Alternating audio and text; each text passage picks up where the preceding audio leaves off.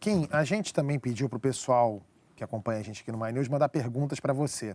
Tá preparado? Acho que não, mas fazer o quê? Não tem escolha, né? Não tem mesmo. Vamos lá, pergunta número 1 é do Rafael. Você tem medo do Ciro Gomes? Medo do Ciro Gomes? Não, porque eu teria medo do Ciro Isso aí, Gomes. é a pergunta do Rafael. Ô, Rafael, não tenho medo do Ciro Gomes não, cara. Não? O que você acha do Ciro Gomes?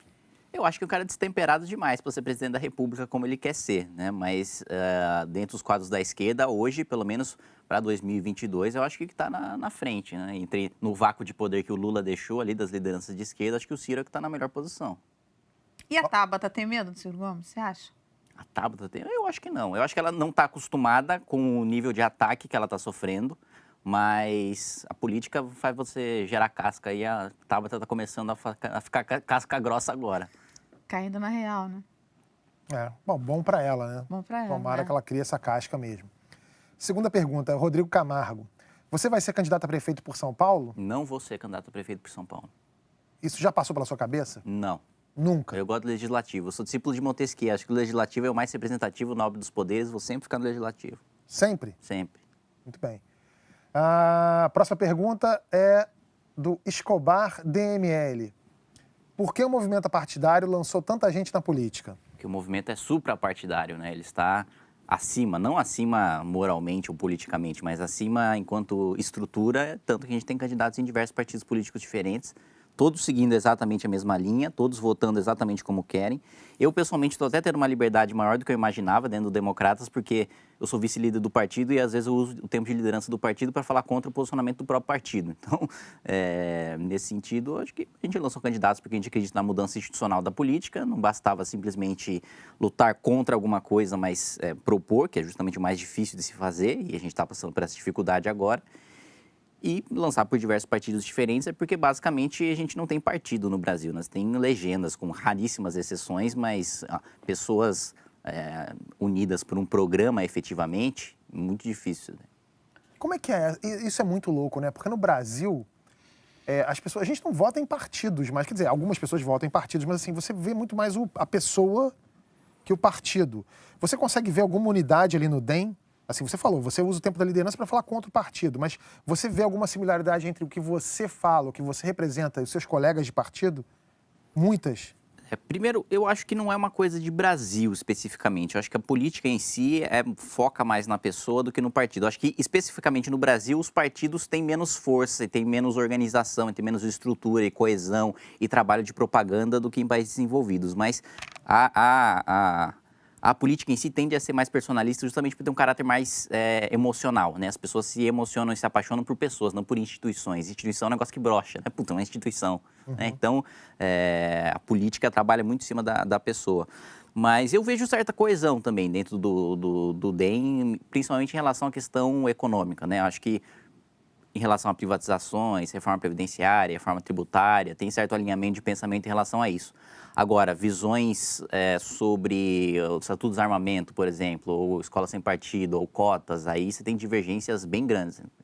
Tá. Aproveitando esse gancho, movimentos como o Renova BR, o Agora, o MBL foi jogado aí dentro desse balaio e tem sido chamados de partidos clandestinos. Vocês têm alguma orientação, por exemplo, dentro do MBL, de todas as pessoas do MBL votarem fechados sobre os assuntos que são pautados?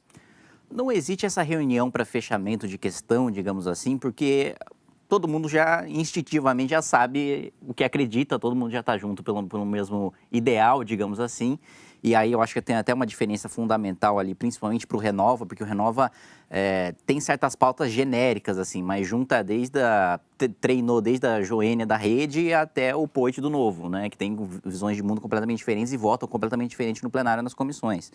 Mas em questões maiores, eu acho que o maior debate que se faz dentro do MBL é como é que a gente vai defender, qual é a maneira que a gente vai defender. Agora, o conteúdo em si, eu acho que já tem um consenso, um consciente coletivo, um alinhamento, isso. A próxima pergunta é do Miguel. Vamos lá.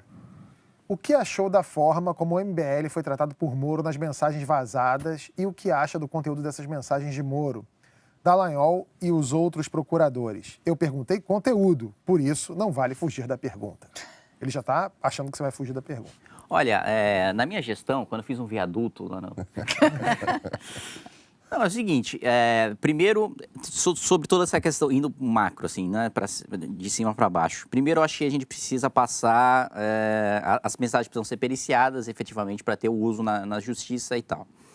Do conteúdo especificamente, partindo da premissa, né, que já é uma premissa importantíssima, né, que precisa ser trabalhada, de que o conteúdo é verdadeiro. Em relação à manifestação da MBL, eu não vejo grandes problemas. Eu mesmo, à época, discordei da manifestação da MBL do Rio Grande do Sul na casa do Teori, e dentro da MBL a gente tem nossas divergências.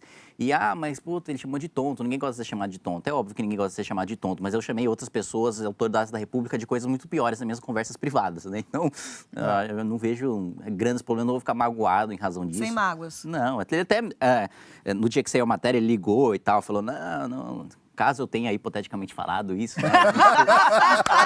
Eu me desculpo. Olha, eu já tô ligando. Porque caso eu realmente tenha falado, já fica aqui a minha desculpa. Eu falei, não, ministro, fica tranquilo. Caso tal. você tenha hipoteticamente eu falei, falado, eventualmente eu posso ter falado alguma coisa de você também, pior, privadamente, também não tem problema, normal, nas relações privadas você falar isso e daí pra baixo. É natural. Eu não, nesse sentido especificamente. Em privado, de forma muito dura? Já sim. O que você falou dele? Aí não posso, porque é privado. Ó, fica a dica pro hacker aí, se você quiser, entrar no celular do Kim. Mas já paguei tudo no meu Telegram, já. Calma, a gente dá um jeito. Já pagou? Já paguei tudo. Agora. Mas por conta dessa confusão da Vaza Jato, ou você já tinha pagado? Não, já tinha antes, porque eu já tinha... Primeiro, assim, teve o negócio do WhatsApp, na época em que o Facebook bloqueou umas páginas nossas. Aí a gente ficou pistola, a gente mudou pro Telegram. Mas foi de birra mesmo. Aí a gente tinha mudado o Telegram, mas tem muita gente que fica no WhatsApp, aí a gente fica nessa confusão aí nos dois ao mesmo tempo. Vamos voltar pro WhatsApp, aí a gente voltou pro WhatsApp e apagou o Telegram. Eu acho engraçado que é um grupo como o MBL falando assim, vamos de birra pro Telegram? Né? A gente fala tanto da quinta série A com a quinta série B, que é essa direita e esquerda, e vamos de birra pro Telegram, vamos. Mas aqui não tem figurinha, volta Mas isso que o MBL ainda é o grupo de um bando de moleques. Você não viu o partido político, a Câmara dos Deputados, o Senado, o Palácio do Planalto, o Esplanada dos Ministérios, o Supremo. Você não viu as coisas que acontecem só de birra? Às vezes as pessoas pensam, tem uma grande articulação aqui que eles estão pensando para fazer nesse projeto, porque eles vão receber dos banqueiros aí depois, eles têm um conluio com a imprensa. Às vezes o cara tava só com dor de barriga, não gostou do outro, foi lá e aprovou o projeto. Eu tenho certeza que isso acontece. Mas, deputado, e a questão substantiva da relação do Moro com os procuradores da Lava Jato? Qual é a sua opinião a respeito disso? Houve uma violação legal ali? Sujou-se de alguma forma a justiça? Então, primeiro, tem que sempre lembrando que... Partindo-se do princípio de que o Moro tenha dito o que parece ter dito. Exato. Bom, perfeito. Inicialmente nas conversas, eu acho que quando o maior escarcéu foi feito, eu não vi grande coisa nas mensagens, né? Acho que só explicitou como é que funciona o sistema brasileiro, em que o juiz efetivamente tem o poder de produzir prova de ofício, antes da ação penal, no curso da ação penal, e isso faz com que necessariamente a gente tenha um sistema que é incompatível com o sistema acusatório previsto na nossa Constituição, né? Acho que, de certa maneira, e isso penalistas de direita e de esquerda hão de concordar, a gente tem um sistema em que o juiz tem superpoderes e que não deveria ter esses poderes, né? Ele deveria apenas agir se provocado, deveria agir na inércia, que é como funciona o sistema acusatório, que você tem a separação exata de acusação, defesa e juiz. Não é o que a gente tem hoje no Brasil. Mesmo em termos de simbólicos, não é o que a gente tem, porque quando você vai para um tribunal, tá lá o juiz, do lado está o Ministério Público e o advogado está no chão.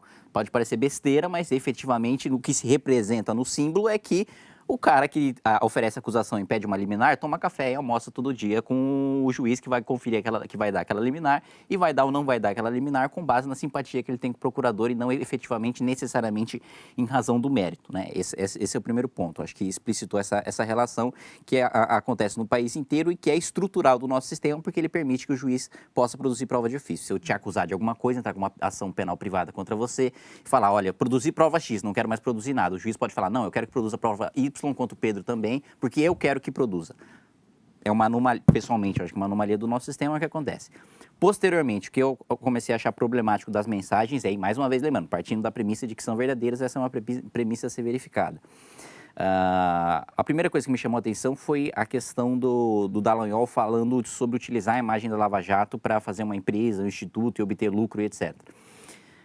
Quando eu tenho criticado esse ponto, as pessoas têm respondido, pô, mas ele doou tudo para instituições filantrópicas. Tudo bem, mas ele doou porque ele quis, ele poderia não ter doado, né? A partir do momento em que o Ministério Público se transforma numa corrida de espetáculo para ver quem vai fazer a ação com maior visibilidade, para quem vai obter mais lucro, seja para qual fim for, instituição filantrópica ou não, né? Ou uso pessoal mesmo, que seria absolutamente legal, mas ao meu ver imoral, você precariza a justiça porque o debate fica em cima do espetáculo, o debate não fica em cima dos autos, não fica em cima de efetivamente o que deve ser, que é um debate técnico.